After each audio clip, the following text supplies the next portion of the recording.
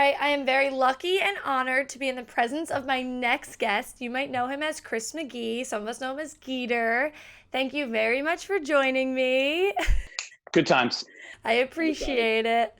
First off, how is quarantine? We should be covering Lakers playoff basketball right now. Instead, we're stuck inside. What's it like for you? Yeah, we should be covering Laker playoffs. I feel like the Lakers should be up, 1-0 probably in the second round, or no, probably like 3-0 in the first round, right? Yeah, so Yeah. they should be playing right now, especially for Laker fans. It was such a bummer because the last 7 years, and I know nobody around the country and your family especially feel bad for us out here in Los Yeah, Angeles. We've no. had some good years, but the last 7 years of our network since we started had zero playoff wins. So we were prime and ready to have such a fun season. It was going along so well. We Beat were the having a Bucks and blast. Clippers. We were having a blast. The shows were fun. Everyone was in a better mood. But to answer your question, quarantine's been great. I mean, to be honest with you, I say that because, yes, we've had a lot stripped away and taken away in terms of our normal routine and our life, and for our kids not being able to go to school and socialize with friends and maybe seeing your parents and stuff like that. It's been really tough, but there are some silver linings. And for us personally as a family, I think there's been some great things. Dinners now we're be able to have them together. Yep. I'm working at night, as you know, so you don't get to have those opportunities. Being around your family, watching shows together. There's been a lot of stuff like that. Right? I think it's brought us a lot closer together. We've had to be more creative. The kids have had to learn how to do more chores. My wife and I have watched more shows, so it's been a lot of it's been a blessing in that regards. But I hate the reason why we're doing it. If Yeah. that makes sense.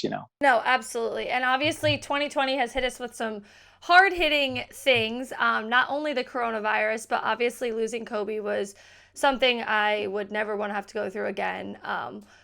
What is one of your favorite memories that you had with him or covering him or anything like that? Yeah, I definitely have some. As you can see, I got my Yes, I Kobe love it. shirt from the Hoopery I love .com. Love them. Um, I have a lot of stories, but I'll share one. I thought about this. I'll share one that I haven't told too many people.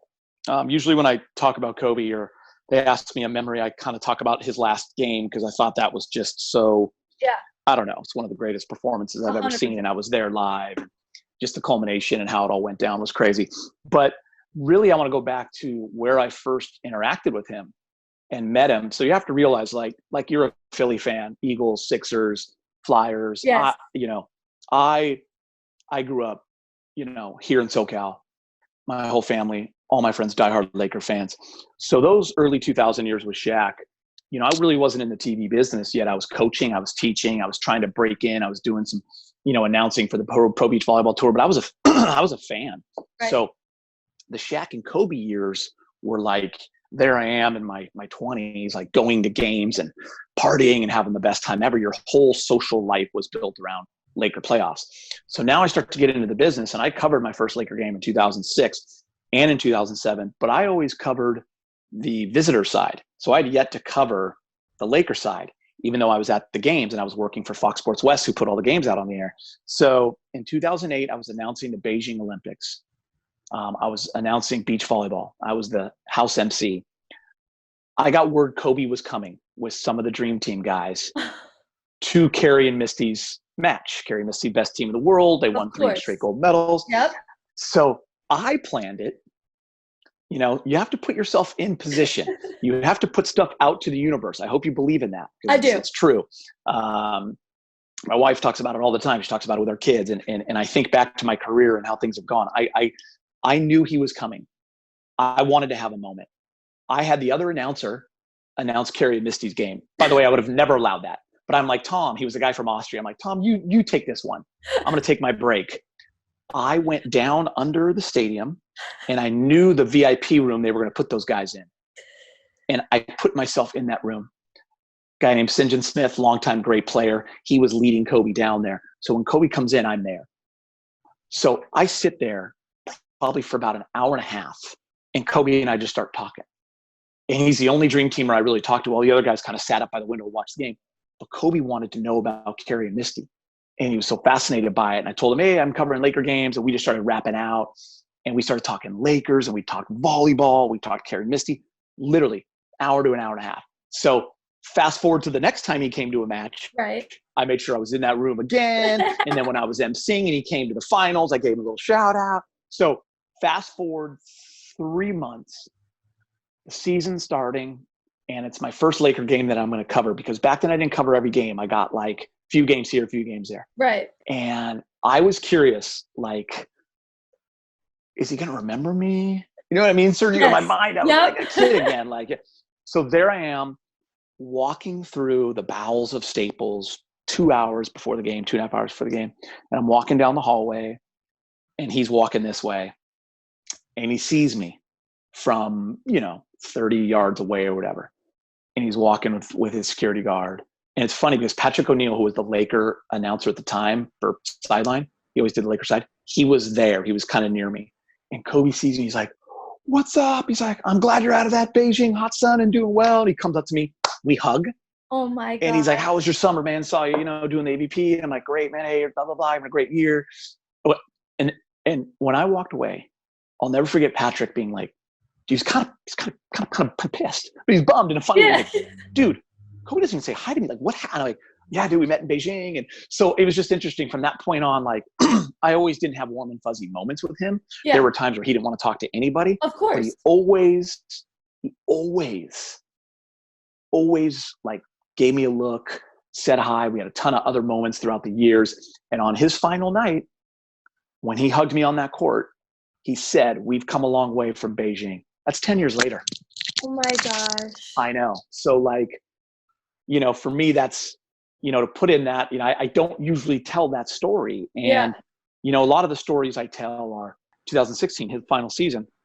I had the day off. Our boss, AJ, gave me the day off, and I was going to go to the game against the Knicks. It was a Sunday game, and it was really important to me. It was in March. And back then Kobe was sometimes playing, and then he wasn't, and you just never knew, but I knew he'd play in that game. Right. And I wanted my kids to see Kobe play one more time. And I wanted them to like see him. So I took him down on the court before the game, and I'll never forget it. And I've told this story a lot since his passing. My oldest daughter, Millie, at the time, she was young. She's 8 years old. And she comes with me under the basket. My little one, Luca's in my wife, Jess's arms. And she's kind of nervous, doesn't want to come. So she's a little bit back. So I bring Millie, and I'm literally like under the basket, kind of on the side, on the back baseline. And Kobe's shooting free throws. And he sees me. And I think it takes a second to register, like, oh, Geeter's not working. He's here. Right. And that's his daughter. Like, he thinks about that. I'm convinced within seconds. And he takes his ball and he doesn't shoot it. He throws it to Millie. She catches it. She throws it back to him. He catches it and he makes it. And when I walked away, like, he gave me a look, like, I did that because that's your daughter. And I never forgot that. Fast forward 2 months, or not even 2 months, fast forward 6 weeks, his final game, he came around and hugged everybody. But what a lot of people talk about that were there that night was 3 hours after the game ended, everyone stuck around. He came out on the court and he walked around and he went up to every media member. And when he said to me, "We've come a long way from Beijing," I told him, "Hey, I just want to thank you for that time you threw my daughter the ball and she threw it back to you." He goes, "I did it for you." Like, I don't know. There's so many stories, but those two, A bunch of little moments where he obviously cares. You know what I mean? It shows the human side. Yes, exactly. That a lot of people in this world never saw because they don't know. They never got the chance to interact with him like that. Think about where you guys are from, right? It's like, you think about Philly and his relationship with the Sixers, right? Like, here's this guy from Lower Merion, that he comes out at 17. He wants to be the best in the world. He ends up going to LA. They play the Sixers in 01. He wins MVP at the All-Star game there. He gets booed, but he's loved. They see him as a killer, right? Like, here's a guy that we would have won that championship. AI would have had one, it's just, I think it's cool to share those, experiences with people that had a different outlook on him, probably growing up. And that's why 100%. Like, it's awesome for me and probably for you as a Sixer fan to see AI and his love for Kobe and really AI's love for everybody that played the game. I think that's why everyone just is so, you love Allen Iverson. You love him. You can't help it. You just love him. He's real. And he embodied what that city is all about. And he wore his heart on his sleeve every game. And Kobe was that for us. You know what I mean? Like he was ours, like AI was yours. Yeah, You know what I mean? You just feel like, even I actually did get the chance to meet him one time, which was awesome. But even like, I didn't have like a relationship with him or anything, but I still feel connected to him. So many sports memories. Obviously, those were all great ones. What is your favorite? I mean, you've been covering sports now for how many years? God, it's been, what's funny, I got out of college and I was like immediately coaching and teaching. And then really how I got my start was I was an MC for beach volleyball.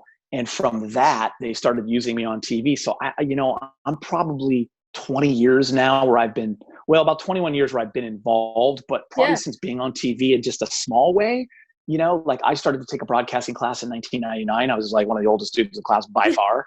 I'm like 25 and got, kids are 18 there. And yeah, right. Yeah, your age. Yeah. And but I went back to school and went and took a class, and that teacher, Lou Riggs, who's since passed away, he mentored a lot of broadcasters. He believed in me, started giving me a shot. So that's like 2000, 2001. And then 2002 is when I'm starting to do more. And it wasn't until 2006 where I took a leap of faith. And I said, I'm going to do this full time. And I left the teaching world. I was an athletic director and a PE teacher, and I left. So probably, 18 to 20 years. Well, I'll say it paid off. It definitely paid off. I'm glad that you're here. What is, out of all of those years, whether it's small, big, whatever, what's your favorite memory or anything that really like made you who you are today? I think back to my beach volleyball years, and I think that helped me develop, I don't know, that personality that I've always had that maybe you weren't sure was okay to be out there. And it just, something about entertaining was appealing to me, and it's what I wanted to do. And I don't think I knew that growing up. But when I started to do that, I think that gave me the confidence. I think, TV wise, I'll tell you this story. I think if you look at like the pinnacle of what you covered, the Olympics, I don't know if it gets much bigger than that in my world at the time, and the finals of the beach volleyball venue in China, the guys from the Today Show were there. And Al Roker, Matt Lauer at the time, Meredith, Ann Curry, the producer, they saw me. And it was gnarly rain that day. And a woman from China called a medical timeout. It was late in the match against Carrie Misty. And I went out and started just having fun, breakdancing, doing all this stuff. And they called me later that day and asked if I'd come on the final Today Show the next night and introduce the gold medalists in my crazy way that I did. So that, for me, that moment, it was funny because I was so nervous the next night. Here we are, day 22 in Beijing, China, and I brought one good outfit. I don't know what told me to bring one, like my best long sleeve shirt, my little slack, cool pants, your best gear. I brought one. I never touched it until day 22. Put it on. Went into the Today Show. I was so nervous. I was there a couple hours before. Al Roker stopped by my trailer thing, was like, Gator, are you going to do the worm for us? It was like crazy. And I'll never forget, before I went on air, I'm standing with Phil Dahlhauser and Todd Rogers, who won the gold for the men in beach volleyball. They're my friends for years. I announce them every weekend. And I'll never forget Todd looking at me and going, dude, I've never seen you this nervous. Like, what is going? And I'm like, dude, I don't know. It's like the Today Show. So the whole thing was, Meredith and Ann were going to throw to me. They're like, hey, they were going to bring Phil and Todd on and be like, oh, we want you guys to be comfortable, so we're going to have your announcer. Gator, take it away. And I was like, here's this moment. I'm going to be on live TV on the Today Show, the show that my wife and I watched when we were dating. And there I was. I went on and I was, and it was go time. And I didn't panic, and I nailed it. And I went off, and I threw the mic to Al Roker and did the worm in like a nice clothes. I popped up, of course, and I like, boom. And like the place went crazy, and I'm feeling so good. I'm like, oh my God, that was awesome. We go to a commercial. All of a sudden you see like the producer, the field producer kind of walk over to me and go, oh, they want to know if you'll stay the whole show. I stayed all 3 hours and like would bring them in and out of break to the Today Show with no clue. God. Yeah.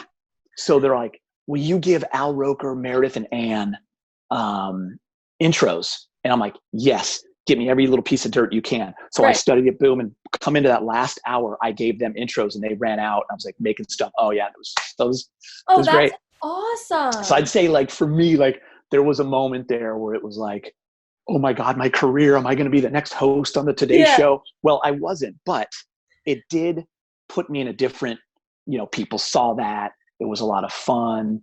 I was able to do it in the moment. And then from there, all of a sudden, 2010, I am the Laker reporter, and I'm going and I'm covering the NBA championship in Boston. I'm in Boston for a week. I'm going to Fenway. I'm having the greatest time of my life. I'm interviewing Kobe. So it just kind of, you know what I mean? That's my other best moment. Yeah. And then my other top moment is where I am now with you guys. I mean, the fact that I'm hosting Lakers basic network, Spectrum Sportsnet, and I'm the anchor for every pre and post game show, is, I don't know. It's crazy. I'll never forget getting a text my first year on the job, 2012. We debuted in October, and probably early November, the season's going, and we used to have a couch. The old couch segments. We used to have a couch. Yeah, it was a terrible white couch. It was awesome. And on the couch is Kareem, Magic, Byron, and James and me. And I'm doing we're just having a round table, discussion for 2 segments during the pregame show. Yeah. And my phone in my pocket is you feel it. You feel your phone is going nuts in your pocket. And it was amazing because those guys leave. I head over to the desk. I look at my texts, what's going on. And I had so many texts of friends that just happened to be watching, of people that knew me from when I was younger, and going, dude, you're living it, dude. This is crazy. But I always tell this story to every student I talk to when I go to high schools or colleges. There was a text from my brother, my older brother, 5 years older, and his name's Matt, lives in San Diego. And I look and I just start laughing. It said, dude, if I would have told you when you were 12 years old that you'd be sitting with Worthy, Magic, Kareem, and Byron hosting a show, you would have pissed your pants. And he's right. Yeah. He's right. So I'd have to say that ended up being kind of the pinnacle moment. It's crazy. And now you have LeBron and AD, 2 other superstars that we're going to be talking about for years and years. I know. It's seriously, it's insane. But hey, it paid off. Look where you are now. I'm glad that I get to know you, so I can tell you that right now. Aw, thanks. I appreciate it. All right, well, I love the Lakers, of course, but I also love Philadelphia. So I'm going to ask you, I'm just going to test your skills. 5 Philly sports questions. They're kind of hard. It's okay if you don't get them right. We won't tell anyone. They're I try to do a lot of Sixers, but we'll see. All right, I'll give you multiple choice, okay? All right. Donovan McNabb. No, he's not on it. He's not on it. Okay. Can you listen? All right. Okay. Who completed Miracle at the Meadowlands Part 2? Okay, I'm giving you multiple choice, so you'll probably know as soon as I say it. A, Jeremy Maclin, B, Jason Avant, C, Deshaun Jackson, or D, LaShawn McCoy? It's Deshaun on that punt return, right? Good job. Oof. Yes. Good work. And we were supposed to have Deshaun last season, and then he got hurt. Anyway, we won't talk about that. Miracle 1 was the fumble late in the game. Yeah, that was a whole, yeah. That was the whole, this is the second. Dude, were you even born then? No, absolutely not. Oh, gosh. All right, 2. Who hit the game winner in Game 4 of the 2010 NBA playoffs against the Heat for the Sixers? A, Thaddeus Young, B, Elton Brand, C, Lou Will, or D, Andre Iguodala? I'm narrowing it down. I'll give you a hint. He's currently on No, don't give me a hint. Fine. I'm narrowing it down to Iggy and Elton Brand, but if you're saying he's on a team, I'm going to eliminate Elton, and I'm going to go with Iggy. Do you want your hint? Is it Lou Will? Yes. I was going to say he's currently on a team you do not like. You hate. I know. That would have given it away. Because here's the deal. I usually would say Lou Will, but he was so young then. Weird, right? I know. Also, it's so random. All right, here's another one. Who is the 76ers all-time leading scorer? A, Hal Greer, B, Allen Iverson, C, Julius Erving, or D, Charles Barkley? I want to say the doctor, because Dr. J, like Kobe for you, lived in my nightmares as a kid. Dr. J was so damn good, but Dr. J played so long in the ABA. Scoring was different later. Charles played a long time there, but I got to go with AI. No, it's Hal Greer. See, gosh, I don't even know who that is. the thing with trivia is it's always that person you don't know, Of right? course. But like if I say Hal Greer, like I I can't do know. that Also, to the answer. I'm fine with AI for AI. any answer, so that's fine with me. Okay. 4. Who did the Phillies beat in the 2008 World Series? The Yankees, the Red Sox, the White Sox, or the Tampa Bay Rays?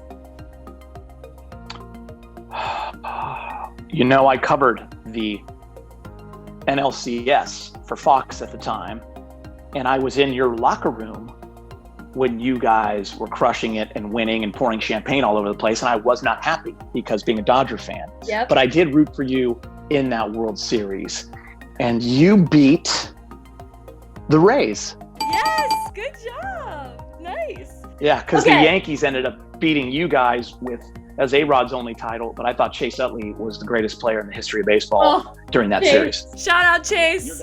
I'm going to get Chase on one day. Don't worry. Chase, if you're listening, be my next guest. Okay, number 5. How many times have the Lakers and Sixers faced each other in the NBA Finals? 4, 5, 6, or 7? 1980. It goes back a long time. 80, 82, 83, 2001. Do you have them in front of you too? I do. Okay. Am I right with 80, 82, 83, 2001 at least? 80. Am I right? 83. Yes. Okay, so did they play? I'm not looking at you, so I don't want you to smile. Give me the answer. Did 80, 82, 83, 2001. That's already impressive that I know that. God, when did they play in the 70s? I don't remember the Lakers. Yeah, there's no possible way you'll get these. It's before you. 5 times. 6. But the other 2 were before you were born. It was the 49-50 season and the 53-54 season. Sorry, gotta be hard. That's tough. I wasn't even thinking Minneapolis. I was only thinking LA. What's wrong with me? That was funny. I know. I was just looking and I was like, oh wow, the Lakers and Sixers have actually played each other a lot in the finals. Too bad the Sixers haven't gotten one for a long. 80, 82, 83. We got swept in 83. Yeah, you did. I made a note of that. That's for sure. Oh, Big Game's rookie year. I remember it. Oh, Big Game. Shout out Big Game too. Miss him. Big Game James. Haven't seen him. Me too. Final thing before I let you go. What is one piece of advice that you would give to your younger self? If you could right now, turn to him, little Geet, and say this. Hey, buddy. You're doing good things. I'm proud of you. I want you to remember this as you go on in your career. Put yourself in position to be successful. When opportunity comes, because it's always going to come, you got to be prepared. So when preparation meets opportunity, you got to take a big swing, bud. You got to take a big swing and you got to go for it. And you can't be afraid of those moments. All right. And nobody out there is going to get you your jobs. If you think everyone's going to come after you, if you think agents are going to go get you everything, it's just not reality. The reality is you're the one that has to develop the relationships, and you're the one that has to go after things and email and call and get yourself in front of people and basically beg. And then when you get that chance, that's when you got to deliver. Always say yes. When they say, can you do play-by-play for rodeo? Yes. I've never been to the rodeo, but I will find out how to do it. So say yes and go for it. Love that. You sound exactly like my dad when he watches this. He's going to be very, very proud. He's going to be like, see, Christi. Mr. Sergio was ahead of the curve. He was sending masks out months ago. Yeah. He was sending masks out, and here we are using them and this wonderful microphone. And he's been great on TikTok. Shout out, Dad. All right. Well, thank you very, very much for taking time out of your schedule to come talk to me. I love everything you said. I'll take the advice you just gave because I'm only 24. I got some time, you know. You do. Stay safe, and I really hope that you will be bugging me next to me in the office very soon, and we'll be covering Lakers basketball, hopefully. So thank you. Hey, keep up the good work. Love working with you and all the others at Spectrum, and we're lucky to have you. You too. Take care. All right. See you later. Bye. Thanks so much for watching. Be sure to subscribe to my YouTube channel below and stay tuned for next episode.